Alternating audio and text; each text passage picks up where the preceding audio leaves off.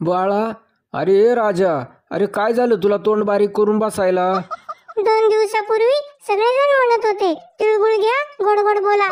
मग आता का कडू बोलायला लागली? आता का माझा राग करतायत? बाळा, कोण तुझ्याशी कडू बोललं? मला नाव सांग त्याचं, आपण त्याचं ऋणातच बांधू.